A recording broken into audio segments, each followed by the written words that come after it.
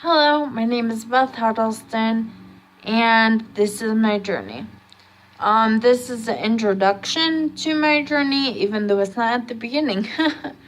Every single day I have someone ask me what's wrong with me, why can't I walk? It's like, where do I start? It's been so long ago and I've been through so much. Where do I start to tell someone what's been going on? So I guess it started with panic attacks. I would eat something and I would get a panic attack. And then I would get a really bad stomachache and horrible gas that I had trouble coming out. Then it started out with like fast food or greasy food. And then it got so bad that anything at all I would eat, I would get horrible stomach pain and a panic attack. What's a panic attack? My heart's racing. I don't even know exactly what is going on. My breathing's a little bit weird. I feel like I'm going to some unimaginable, horrible place. I just can't think clearly, and something horrible is happening. Horrible. Most horrible thing you can imagine in the world is happening. That is how it feels to me. I have a panic attack and chest pain. And like someone's squeezing you really tight. And on top of that, horrible stomach pain, bloating, and it was a long time before I figured out what it was, but the journey to that point was long, troublesome. My mom moved in with me. She had to take care of me. It started out, I was stuck on the couch. I was admitted to a hospital for a little bit, and they figured out something was wrong with my gallbladder. Had my gallbladder removed. Then what happened, Mom? What happened after I got my gallbladder removed? You have such bad gastritis. Oh, yeah. I got horrible gastritis from getting my gallbladder removed, and then I still couldn't eat. Every time I ate, it was like unimaginable gas that was like hurting my chest, hurting my stomach. Like I didn't even want near food. So the problem before was my gallbladder, supposedly. And then afterwards, it was gastritis. Still couldn't eat. Quack doctor put your muscle on. And then the doctor, yeah, Mom's right. The doctor put me on muscle relaxers. And 3 times a day, every day, I was sleeping 3 times a day, every day for 6 hours every time, maybe 7, 8 hours every time. I was sleeping all day, every day. I wasn't moving. Led to me getting a blood clot from the top of my leg to the bottom of my leg. That was horrible. It swelled up really big. I thought I was going to die. Like, I was so petrified. I kept having panic attack after panic attack. Dehydration. I couldn't drink hardly anything. I felt like I was going to explode from all the gas from drinking anything. And then I got put on Nexium for my stomach, and it made me puke uncontrollably for a few months. Every other day I was going to the emergency room, and the only way I could go there was by ambulance. So ambulance was picking me up all the time, go to the emergency room. I had IV after IV. Eventually I was admitted again. And they did a scope on me eventually again. And then they put me on Protonics. That made me so weak I could not move. I could not lift my head. My vision started scrolling really bad. Like, imagine a bad movie, how it scrolls up and down. It was going like real fast in front of my eyes. I felt like puking every time my eyes opened. So that led me not to be able to see anything. And then I got a ringing in my ears, and that made it so that I couldn't hear anybody hardly at all. So it was like I was blind and I was deaf, and I was freaking out and having all these panic attacks. And then like they doubled up my what is it? I forget what it's called. No, they doubled up my anti-nausea meds. I forget, Zofran and Finnegan or something like that. You were allergic to them? Yeah, like them mixed with whatever else I was on. it made me hallucinate. I saw one person kill another person in front of me that did not exist. And the reason I knew not to tell anybody about it was because nobody else was seeing it in front of them. So at that point, I knew if I tell them what I'm seeing, I'm going to the loony bin. So I was like, I'm not going to tell anybody about that. Your blood clot was caused, so they put you in the hospital, a broken bed, and your feet were aimed toward the floor for 4 You want days. to tell them? They put her in the hospital, in a broken hospital bed. Her feet were aimed toward the floor for 4 days. She walked to that bed, but she never walked again. Yeah. And it gave her a blood clot. Yep. Not long afterwards, she had a blood clot. Quack doctors. Don't ever take no medicine you don't have to. And don't ever go to the hospital if you don't have to. That is true.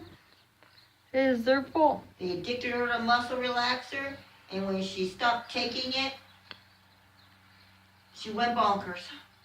Yeah, that's true. I'm bonkers. She was told by 2 doctors it was not addictive, and it was severely addictive. That is And true. then they started putting on the label that it was addictive. It's called Tizanidine. Don't ever take Tizanidine. And don't ever let the doctor tell you to take a muscle relaxer for more than 3 or 4 days. Or you won't be able to walk again, because it'll take away all your strength.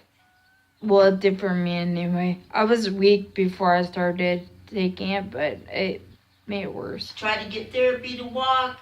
Doctor said, the therapist, the main one said, if you don't get out of that bed, you're going to die.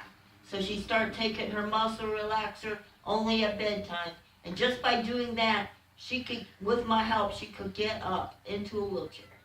Yep, that's true. That muscle relaxer made her so weak she couldn't even move. She couldn't even sit up. That's true. And then when she quit taking it completely, like 4 or 5 months later, she could walk a little bit with a walk. That's true. I told her to quit taking the Protonics. Oh, she had to ask her doctor. Her doctor said, oh, that's not going to do nothing to you like that. I talked her into it 4 days after she stopped taking it. She could sit up by herself. When she was taking Protonics, I took everything I had to push her up in that bed, and I had to put giant pillows behind the mattress to hold her up, and pillows on each side of her because she would fall over sideways. I had to spoon feed her. 4 days after she quit taking Protonics, she could sit up all by herself and feed herself. Even though I was stabbing myself in the face with the fork. Protonics should be illegal. No one should ever take Protonics. No one. Yeah, it's just supposed to be a stomach medicine for It's supposed to make your stomach your feel stomach. better. It will make you so weak, you will not be able to even get on a bedpan. That's what it did to me. And that's what it did to her. And I'm sure it does it to other people. And they don't know it's that. They don't just know think it. it's their stomach problem. They don't know it. They give it to people who's already weak. Why would you give a muscle relaxer to somebody who can barely walk, they haven't ate and lost 100 pounds? You wouldn't. Yep. You would not give them a muscle relaxer that's going to make them stay in bed. And we found out like 3 times in the hospital, like one of the head people of the hospital said, yeah, you get gastritis because you're not moving around. They never told me that. The only way to get rid of gastritis is to move around. She was laying in bed 24 hours a day, was not moving around. And nobody told me that I needed to move around to get rid of No. it either. So I would sit her up in the bed, and I would get behind her, and I would rock with her. She'd be between my legs. I'd be rubbing her back. She couldn't even belch. Yeah, it was horrible. And that did help some. It really did. It did. Yep, it did. I If you have remember it. gastritis, no matter how weak you are, do not stop walking, or you will never walk again. Seriously. Yeah, that's horrible. It is horrible. It's the truth. It is very The only way true. to get rid of gas is to move around. It naturally comes out. That is true. Hope. Yeah, from my mom. Has been I've a... taken care of you for 4 years. Yes, you've taken good care of me too. I'll come to quack doctor. Another quack doctor. Quack doctor is... It's been a crazy experience. I laugh because I don't want to cry. Like, I'm not going to get upset over it anymore. You'd think I'd be crying and, oh, why me?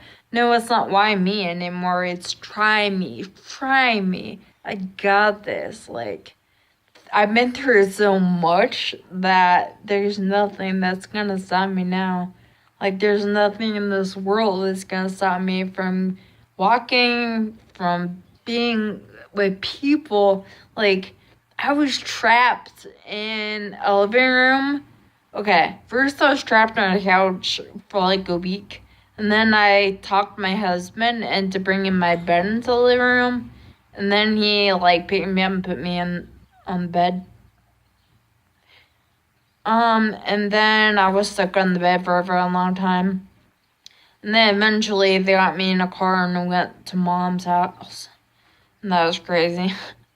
That was a bad experience. I'm so glad I never had to do that again. I thought I was going to die the whole time. My heart was racing. It's like, these people are going to take me upstairs. This is going to be horrible. Like, my heart was racing. I thought I was going to die.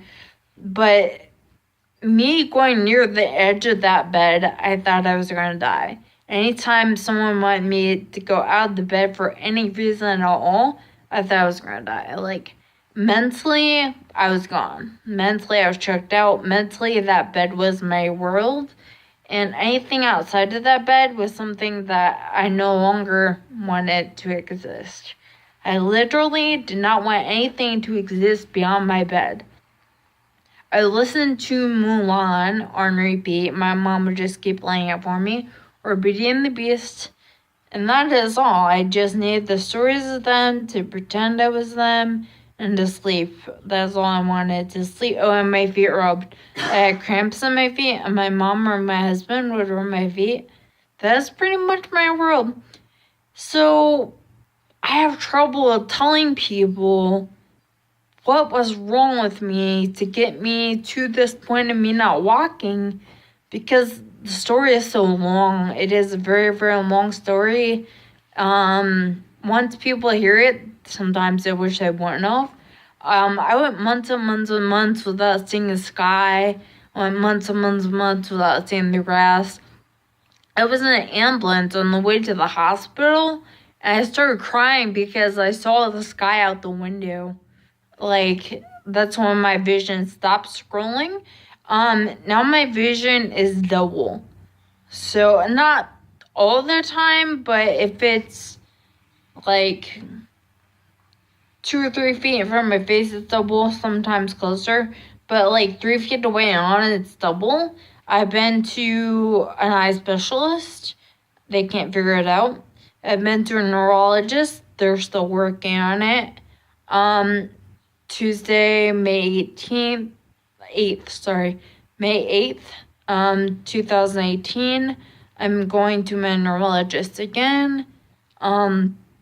He's gonna order an MRI most likely. I was supposed to take one last year, but I ran out of my insurance rides, so I couldn't have a way to get to Canton. My dad works, and they only do MRIs in the morning. So there's no way that I was going to do that. I didn't ask him, though, to be honest. I didn't ask him. I didn't ask anyone. I just decided, hey, it's not time to do this now. I was afraid. Like, I was definitely afraid. Like, I've been shocked. 3 different times I've been shocked to figure out what is wrong with me. I've had MRIs. I've had CAT scans. I've had poking, I've had prodding, I've been poked with pins. Part of me is just tired of it, you know? It's like, screw this. If they can't figure it out, I'm just gonna be me, do what I can. But, I went and saw my regular doctor because I need an acid reducer,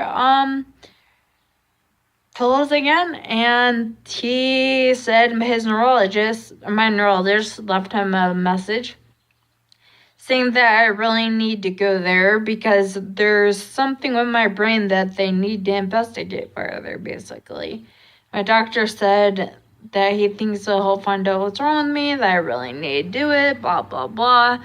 I really need to do this. I'm like, I really don't want to. Like, most likely it can lead to brain surgery, which I'm not doing, or spinal surgery, which I'm not doing. I'm like, if I have brain surgery, I can end up worse than what I am. If I have spinal surgery, I can end up worse than what I am. I'm I'm perfectly fine being where I am now because I walk with the walker every day. I hold my mom's hand, I walk. And then earlier today, I walked 3 steps with mom just holding the gate belt. So my ass is getting better. And I'm fully convinced that I'm going to walk again. So why let doctors fuck me up even worse than they already have? They've done a number on me several times. Why should I trust them even further to screw me up further, basically? It's hard. I've had advice from my sister. She said I should get it done. My mom thinks I should get it done. My soulmate James thinks I should get it done. So I'm like, I'll do what they want. I will do what they want. It'll rest. If they figure out what's wrong with me, it will put my loved ones' minds to rest. They would be happier knowing what's wrong with me. Do I think I would be happier knowing what's wrong with me? No. I honestly don't want to know. I honestly don't care to know. I want it to be millions of miles away in a land of non-existence. Because to me, I'm getting better. To me, I got this. If the doctor says, oh, you have multiple sclerosis, you're going to get worse. In my brain, is my brain going to say, oh, you have this, you're going to get worse. And then I might actually get worse just because my mind thinks it. Right now, nothing's worse. Everything's continuously getting better. So I want to live in a land where everything's just getting better. I don't want to live in a land where everything's possibly getting worse. They use these huge words to say what's wrong with me when I'm really like, But I'm going to do it for everybody else. Everybody else wants it. Everybody I talk to says, Beth, you need to get this done. So maybe I'm wrong. Maybe they're right. Maybe I do need some words, some labels. But when you put those labels on yourself, they sometimes come with bad things, and I just don't want that to happen. I doubt anybody's made this or in the video. I gotta still cut it off. Nice seeing ya. I'm gonna be fine. Everything's okay. I got this. No worries. Hakuna Matata.